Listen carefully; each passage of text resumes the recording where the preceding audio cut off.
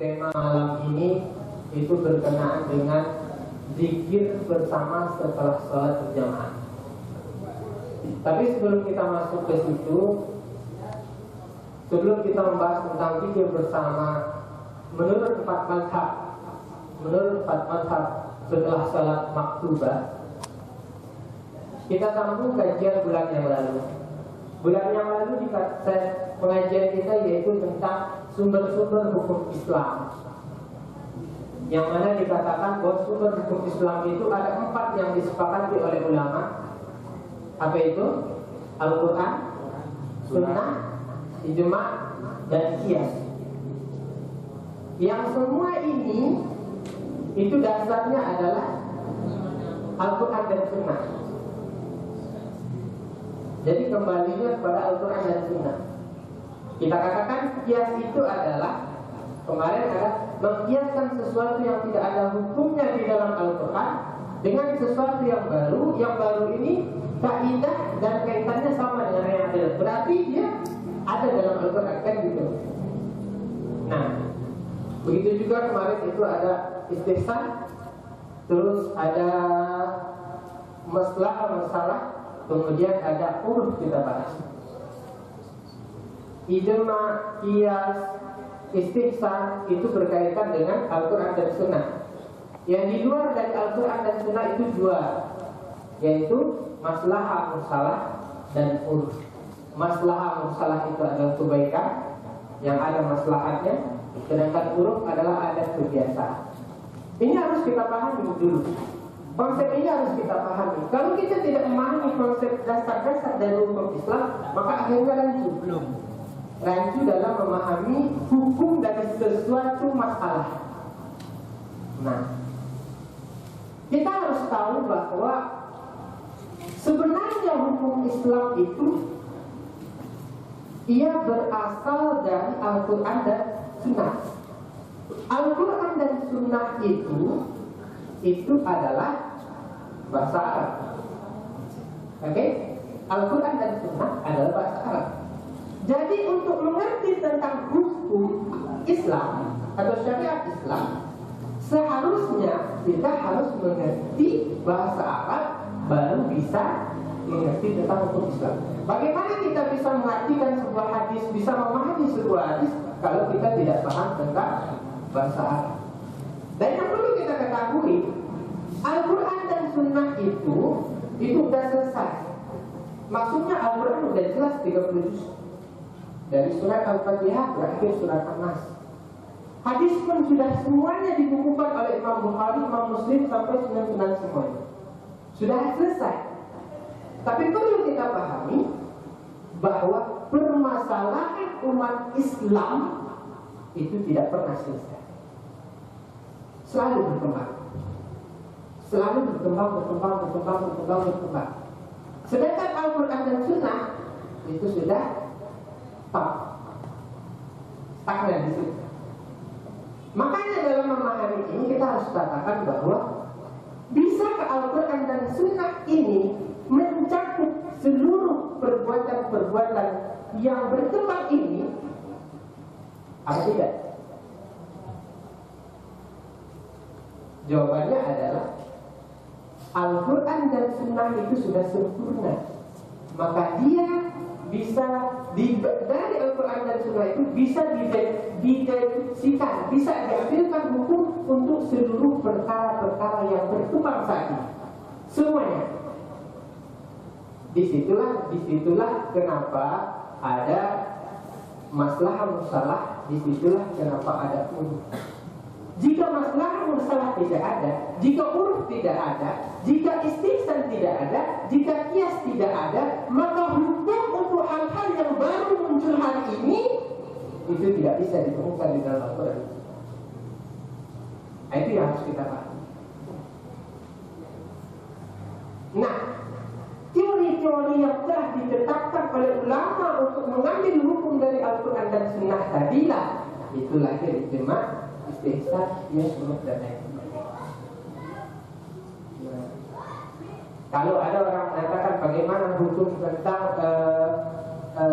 narkoba, umpama Di dalam Al-Quran itu tidak ada, di dalam hadis juga tidak ada. Tapi dia bisa dikiaskan kepada paman. Berarti ada.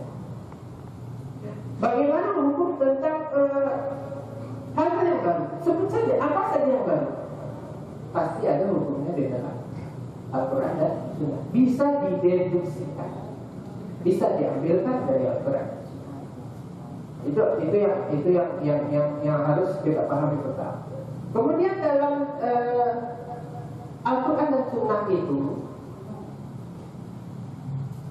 hukum Islam dalam menetapkan suatu hukum itu pertama dia berangsur-angsur. Kita tahu sejarah tentang bagaimana khamar diharamkan. Oke. Secara berangsur-angsur, tidak secara tok. Berarti hukum Islam itu lemah lembut dan mensosialisasikan diri, bisa beradaptasi. Itulah ulul kaidah as-syariah salihah di kulli maka bersyarat. Syariat Islam itu salihah untuk seluruh tempat dan seluruh masa. Jadi bagaimana sejarah Al-Quran itu, sejarah halaman-halaman kita tahu dia awalnya itu hanya sekedar dia dibolehkan tapi dilarang ketika mau sholat, ya kan? Setelah itu berlanjut dengan format sampai pengharaman dosa. Nah, yang kedua yang perlu kita pahami bahwa hukum Islam itu tidak menghapus segala orang kebiasaan orang Arab zaman dahulu, tidak. Jadi Al-Quran itu juga menyesuaikan diri dengan kebiasaan-kebiasaan Arab zaman dahulu. Begitu. Kita lihat sejarah tentang hukum pernikahan. Dulu sebelum Islam ada, di Arab orang sudah menikah, sudah ada talak, sudah ada rujuk, sudah ada khulu, itu sudah ada. Tapi kemudian dipoles oleh agama Islam menjadi suatu konsep yang lebih sempurna. Artinya dia tidak menghapus kebiasaan orang Arab, cuma mana yang tidak sesuai itu dihilangkan. Contohnya ketika anak perempuan lahir itu dibunuh, itu sudah jadi hukum di Arab pada saat itu. Kemudian pernikahan tidak boleh antara budak dengan ini, itu dihilangkan. Nah, jadi sudah ada. Jadi Islam dalam menetapkan suatu hukum itu melihat kepada urut kebiasaan suatu masyarakat yang ada. Dan banyak lagi tentang konsep-konsep dalam bagaimana hukum Islam ini bisa berjalan hingga hari ini. Dia tidak menghapus. Nah, itu kelanjutan dari kajian kita minggu malam. Selanjutnya, sesuai dengan permintaan, bagaimana hukum zikir bersama setelah sholat berjamaah. Pertama, bagaimana hukum zikir setelah sholat berjamaah? Kalau ada teman-teman yang mau komplain atau mau berdialog, kita buka.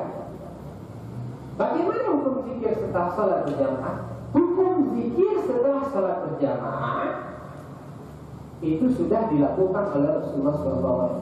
Tidak ada satupun ulama yang mengatakan bahwa zikir setelah sholat itu tidak ada.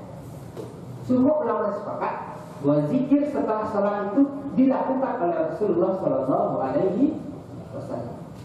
Kita lihat hadis ketika Sayyidina Amr bin As, ketika itu Sayyidina Amr bin As berkata kepada Rasulullah SAW, apa berkata beliau? Ya Rasulullah, anak uhibbu. Hai Rasulullah, saya mencintaimu. Maka ketika itu apa yang dikatakan Rasulullah? Dipegang tangan Sayyidina Mu'adz bin Jabal, kemudian beliau katakan, wa anak uhibbu, dan saya pun mencintaimu. Kemudian apa kata beliau? Kata Rasulullah SAW, fakul, maka katakanlah ba'da kulli salat, setelah selesai salat, Allahumma a'inna ala zikrika wa syukrika wa husni ibadati. Allahumma a'inni ala zikrika wa syukrika wa husni ibadati. Ini perkataan langsung yang yang diberikan oleh Rasulullah Shallallahu Alaihi Wasallam kepada Sayyidina Mu'adz bin Jabal untuk mengungkapkan rasa cinta beliau kepada Sayyidina Mu'adz. Jadi ini Allahumma a'inni ala dzikrika wa syukrika wa husni ibadatik itu adalah miliknya Sayyidina Abu. Berarti ada zikir setelah sholat. Itu pertama, ada zikir setelah sholat. Kita juga pernah mengatakan dalam sebuah hadis Rasulullah Shallallahu Alaihi Wasallam, Sayyidina Ali waktu itu meminta kepada Rasulullah, ya Rasulullah, berikan kepada suatu kalimat yang bisa aku baca setelah selesai sholat. Apa kata Sayyidina Ali? Apa kata Rasulullah Shallallahu Alaihi Wasallam? Fakul, maka katakanlah Allahumma antas salam wa minkas salam wa ilaika ya'udus salam sampai. Jadi Allahumma antas salam wa minkas salam itu adalah miliknya Sayyidina Ali yang diberikan oleh Rasulullah Shallallahu Alaihi Wasallam. Apakah Rasulullah tiap selesai sholat itu? Tidak. Sayyidina Ali yang disuruh oleh Rasulullah karena beliau meminta untuk diberikan satu bacaan setelah selesai sholat. Artinya setelah selesai sholat, zikir itu sudah menjadi kebiasaan dan mesti dilakukan. Itu pertama. Tapi untuk zikir itu tidak ada satu pun ulama yang kompleks. Selanjutnya, bagaimana tata cara zikir ini? Ini yang sering menjadi perdebatan di antara kita. Bagaimana cara zikir setelah sholat ini? Kalau zikirnya tidak ada masalah, bagaimana cara zikir? Nah, inilah yang perlu kita ketahui. Kita bahas dulu dalil orang yang membolehkan atau dalil orang yang tidak membolehkan dulu. Setelah itu dalil orang yang membolehkan. Jadi kita bahas dua-duanya, kita bahas.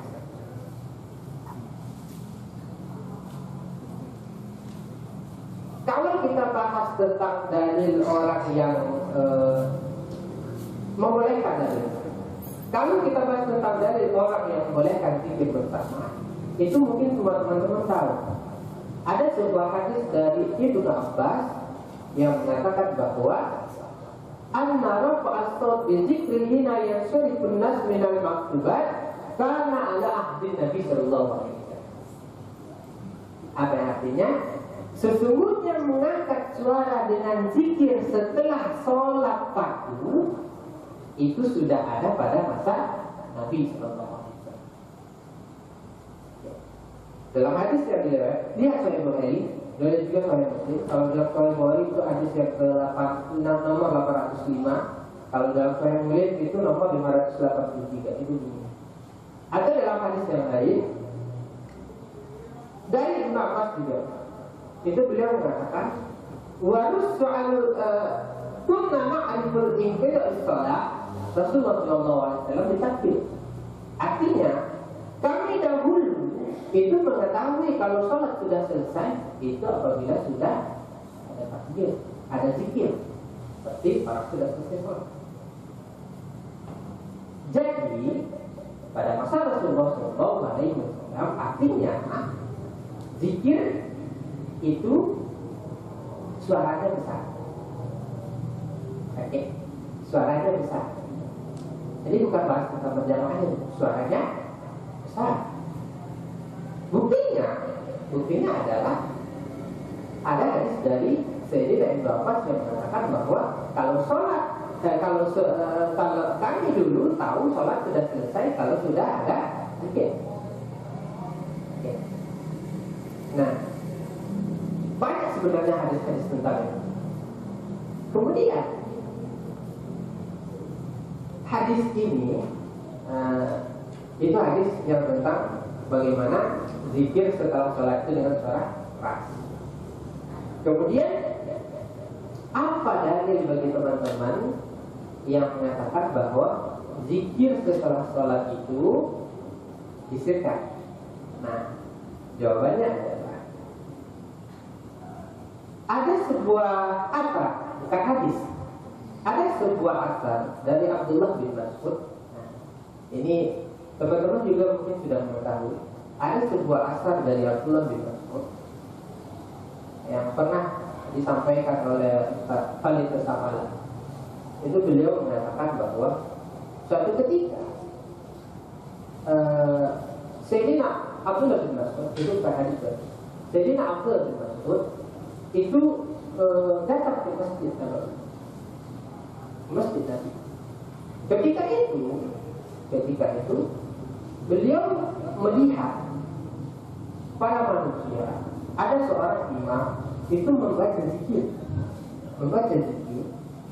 Setelah itu diikuti oleh para sahabat yang lain, oleh para makmum. Apa yang dilakukan oleh Sayyidina Abdullah bin Mas'ud ketika itu? Apa-apanya? Kemudian beliau pergi ke rumah Sayyidina Ibnu Umar. Abdullah bin Umar itu digelar dengan al-Qisisin, yang artinya adalah orang yang senantiasa mengikuti cara Rasulullah. Kalau ingin tahu persis Rasulullah, lihat Abdullah bin Umar. Beliau pergi ke rumah Abdullah bin Umar dan beliau berkata, "Wahai Abdullah bin Umar, sekarang engkau lihat apa yang dilakukan oleh orang di masjid. Kalau engkau melihatnya, maka engkau nanti akan terkejut, akan sangat membenci." Kemudian Sayyidina Umar pergi ke Sayyidina Abdullah bin Mas'ud dengan Abdullah bin Umar pergi ke Masjid Nabawi. Kemudian Sayyidina Abdullah bin Umar berkata, "Irba'u al-anfusikum, fa innakum la tad'u asamma wa la ghaiban, innahu ma'akum, innahu sami'un qarib, tabarakasmuhu wa ta'ala jalla." Yang artinya adalah, wahai sekalian manusia, kan orang pada terkejut. Ya ayyuhan nas, irba'u ala anfusikum. Hai seluruh manusia. Karena yang ngomong ini Abdullah bin Umar, apa sebenarnya? Lirikkan suara kalian.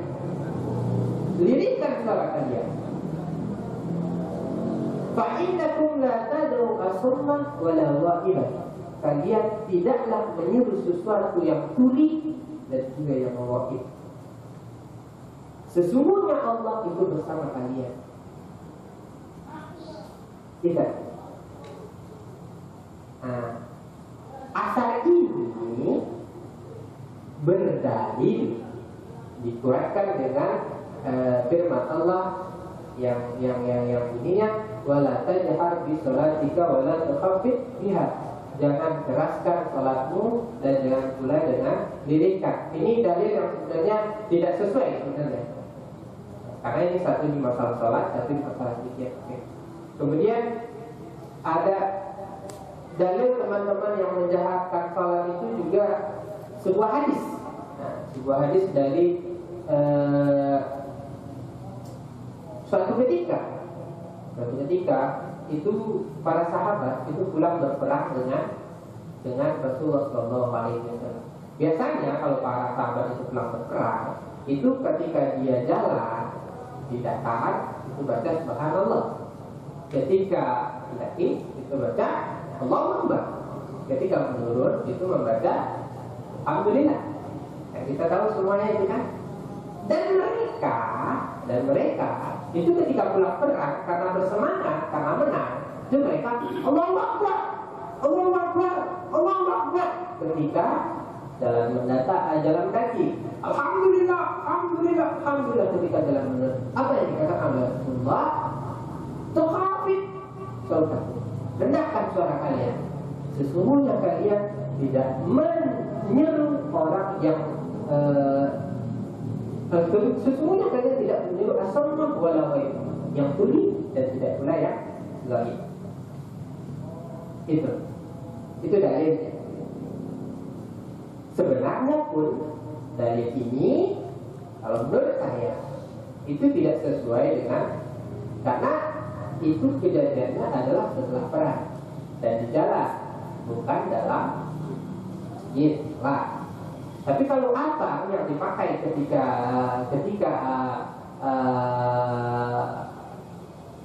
peristiwa Abdullah bin Umar dan Abdullah bin Mas'ud tadi itu bisa dipakai sebagai dalil, karena itu kejadiannya di masjid dan kaum muslimin ketika itu membesarkan suaranya dan itu lirikkan.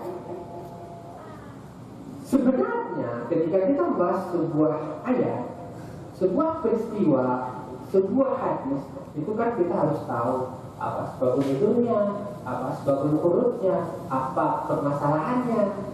Kenapa ketika itu Abdullah bin Mas'ud dan Abdullah bin Umar itu menyuruh lirikan? Itu sebenarnya perlu kita ketahui.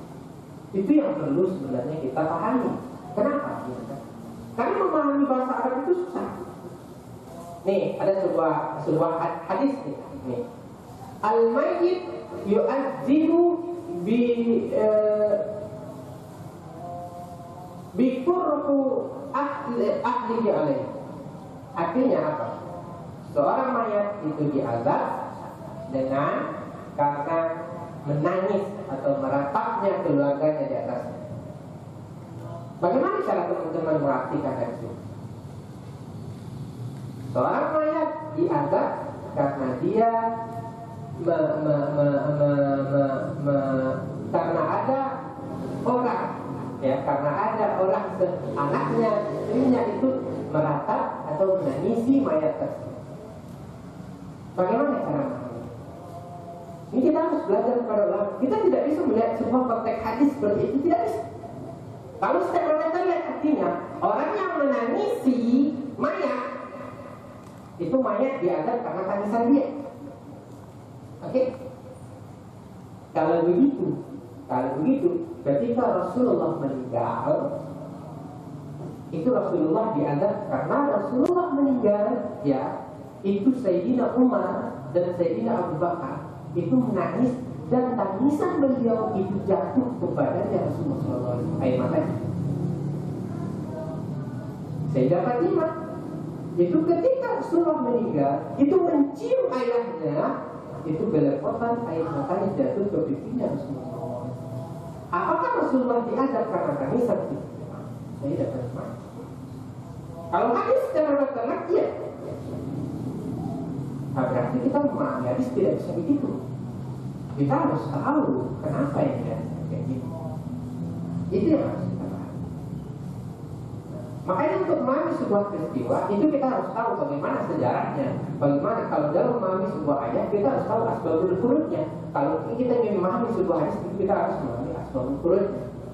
Ternyata asbabul nuzul dari hadis ini adalah dalam ayat Al-Quran dikatakan la taziru waziratun wizra ukhra. Seseorang tidak akan menanggung dosa orang lain. Maka tidak mungkin seorang yang menangis di dunia yang dianggap mayat karena tangisannya. Secara logika tidak mungkin, ya kan? Maka untuk memahami hadis itu, ternyata apa kata ulama? Hadis itu adalah untuk siapa? Jadi dulu di Arab sudah menjadi sebuah kebiasaan itu di mana orang-orang Arab itu menyuruh ahli warisnya, kalau nanti saya mati tangisi saya. Dan semakin banyak orang menangis itu semakin berarti dia ini semakin orang hebat. Banyak orang nangis gara-gara dia. Jadi orang nangis semakin banyak nangis, berarti dia sangat dibutuhkan oleh orang lain. Hadis itu untuk itu. Jadi seseorang yang diazab di dalam kuburnya karena ada tangisan orang di dunia itu adalah orang yang berwasiat di dalam kubur ini, nanti kalau saya mati tangisi saya. Lalu orang ini diazab dan keluarlah hadis tersebut. Nah, kalau begitu cara memahami sebuah hadis, dan itu tidak sah. Makanya dalam memahami ajaran Islam ini, saya hanya belajar membaca. Saya tidak bisa menguatkan satu pendapat. Saya tidak bisa mengkaji. Saya jelaskan pendapat ini begini, saya menjelaskan pendapat ini begini. Terserah teman-teman mau pilih apa silakan. Karena saya tidak punya kapasitas untuk mengatakan, oh ini pendapat yang paling hebat, oh ini berarti ini kurang hebat. Oh, saya tidak bisa punya pendapat ini. Karena saya belum pantas. Hanya orang mujtahid seseorang yang punya kapasitas ilmu yang luar biasa, seseorang yang mengerti tentang semuanya, seorang mujtahid baru bisa mengatakan ini pendapat yang kuat, ini pendapat. Dalam masalah zikir setelah sholat itu pun begitu. Saya tidak punya kapasitas mengatakan, oh ini pendapat yang paling benar, ini pendapat yang tidak benar. Yang jelas, ketika kita bicara tentang zikir setelah sholat dengan suara keras, itu ada dalil. Ketika kita bicara tentang sholat, ternyata Sayyidina Abdullah bin Umar dan Sayyidina Abdullah bin Mas'ud itu pernah suatu ketika itu melarang lirikkan suara kalian. Jadi jelas kayak gitu.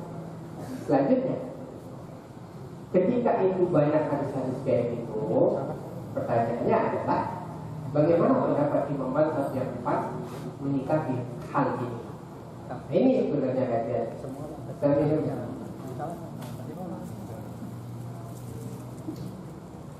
Menurut mazhab, kita bahas mazhab Hanafi. Di dalam kitab Raddul Mukhtar itu dikatakan, kesimpulannya aja ya. Sebenarnya bahasa Arabnya panjang. Qaulu la ba'sa lil imam al-muqtadi qaulu akibat sholat sholatul ghadat. Bahasa Indonesianya aja. Bahasa Indonesianya adalah tidak mengapa bagi seorang imam dan makmum setelah sholat itu membaca atau mengeraskan suaranya dengan suara keras. Tapi apabila dia membaca dengan suara yang pelan, itu lebih utama. Ini menurut mazhab Hanafi. Ini menurut mazhab Hanafi. Tidak mengapa dengan suara keras, tapi baiknya dengan suara pelan. Mazhab Hanafi ini itu ada ini ya. Dengan syarat bahwa afdalnya zikir secara tidak dengan suara keras itu apabila takut mengganggu kekhusyukan orang yang sedang sholat si masbuk kalau ada.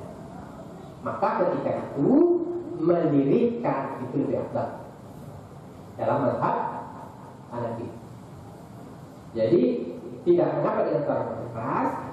Kalau mau dengan suara lebih afdal dengan suara pelan, kalau itu takut mengganggu orang lain.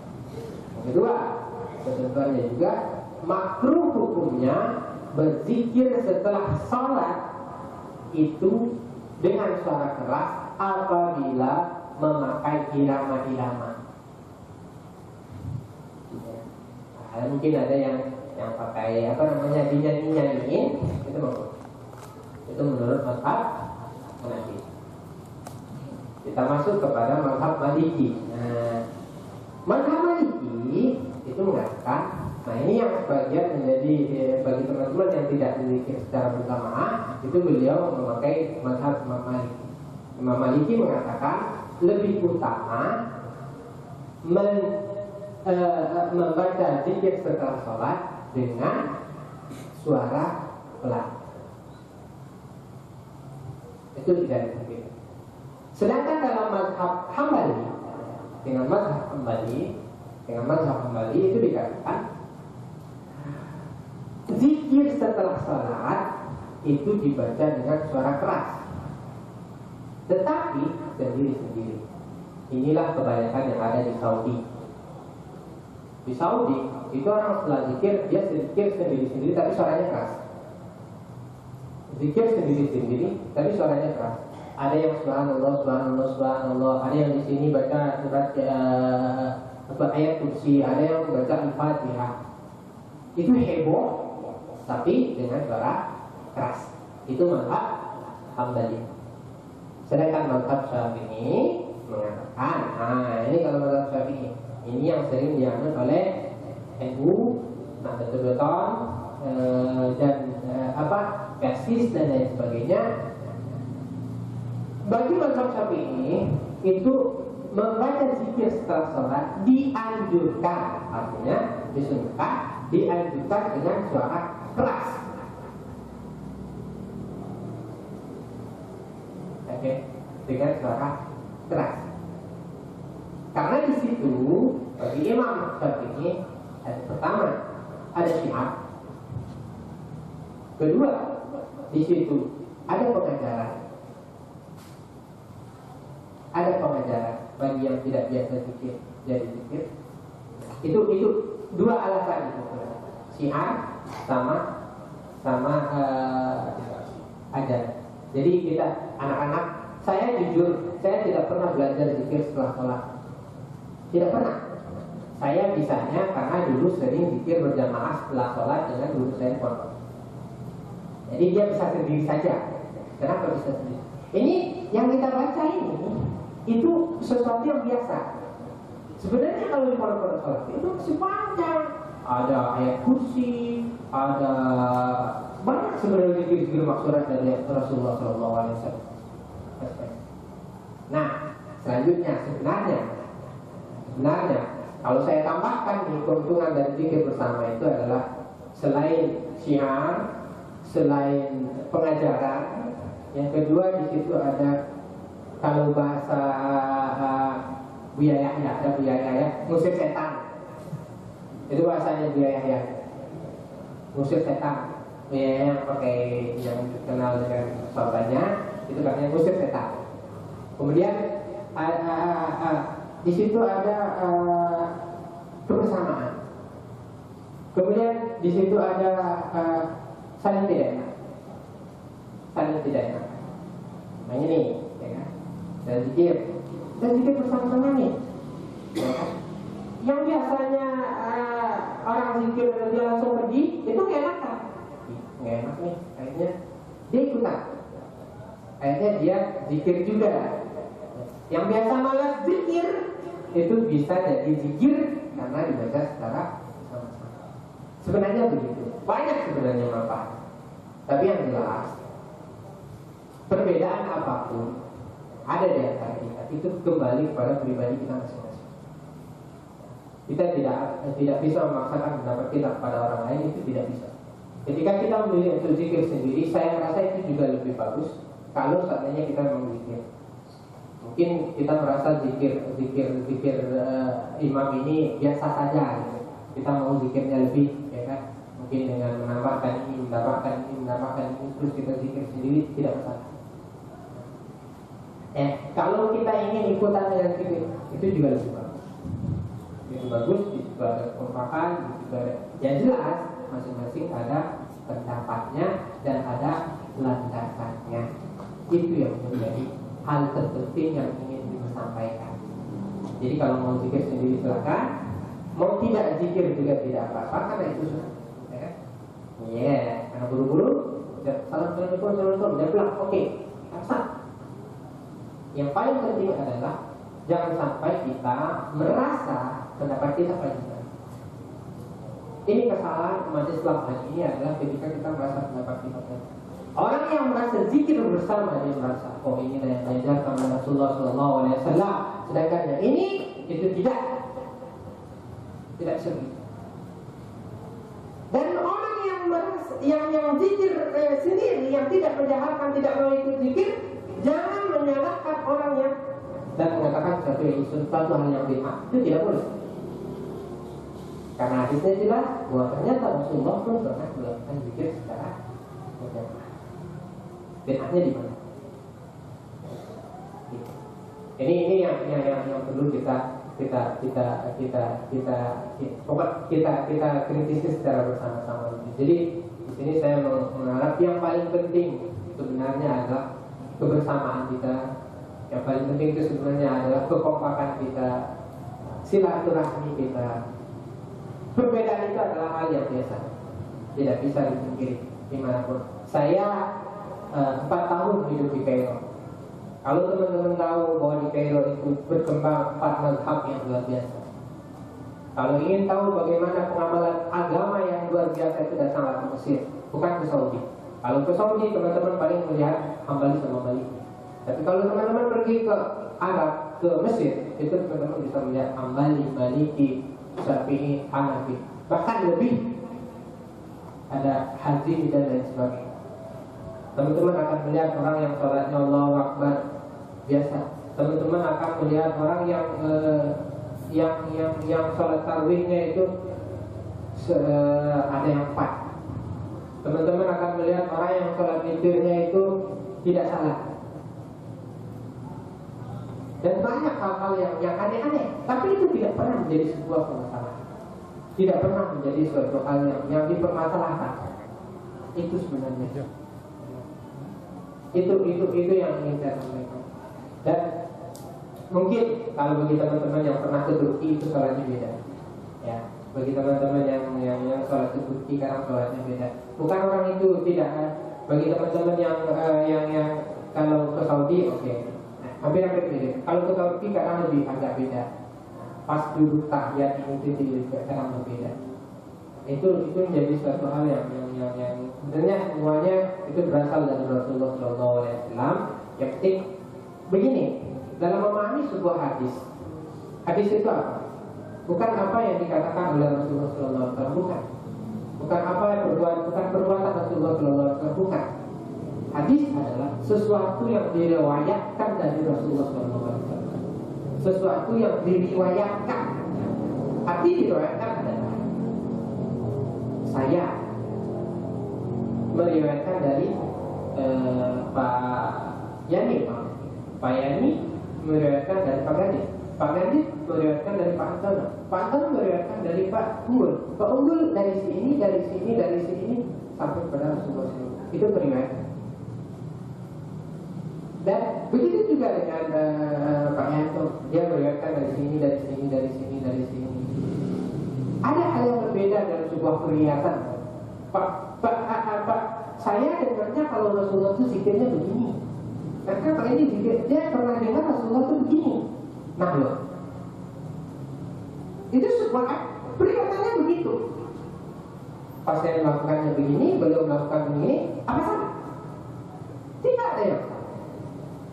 Tidak ada yang salah.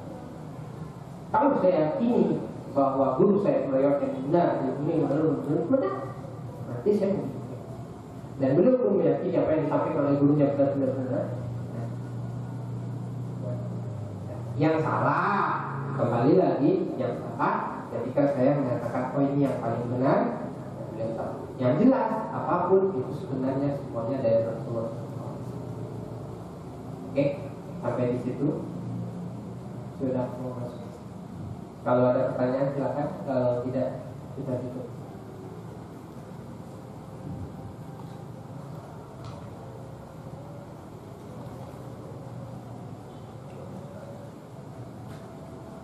Tidak ada. Saya tutup dengan sebuah kisah. Dulu Rasulullah SAW itu mendengar sebuah bacaan Al-Quran dan zikir dengan suara keras. Dengan suara keras di Masjid Nabawi. Kemudian Rasulullah datang ke dalam masjid. Ternyata di dalam masjid tersebut ada Sayyidina Abu Bakar dan Sayyidina Umar. Ketika itu Sayyidina Abu Bakar itu berzikir dengan suara lembut. Ketika itu Sayyidina Umar berzikir dengan suara keras. Kemudian Rasulullah bertanya kepada Sayyidina Umar, wahai Umar, kenapa engkau berzikir dengan suara keras? Jawaban Umar itu, lin nu'as wali asyus syaitan. Karena saya mengantuk untuk mengusir kantuk saya dan supaya setan lari dari mata saya. Kemudian Rasulullah berpaling kepada Sayyidina Abu Bakar. Beliau bertanya, kenapa kamu berzikir dengan suara lembut? Apa jawaban Sayyidina Abu Bakar? Karena saya dekat dengan Allah Subhanahu wa Ta'ala. Saya tidak menyeru kepada orang yang tuli. Saya tidak menyeru dengan orang yang buta. Jadi saya menyeru dengan sesuatu yang sangat dekat kepada saya. Karena itu bahkan saya hanya mendengar zikir saya sendiri. Itu yang dilakukan oleh dua sahabat besar. Sekarang terserah pilih yang mana, yang saling menjalankan. Itu saja dari saya. Mohon maaf atas segala kekurangan. Billahi taufiq wal hidayah. Wassalamualaikum warahmatullahi wabarakatuh.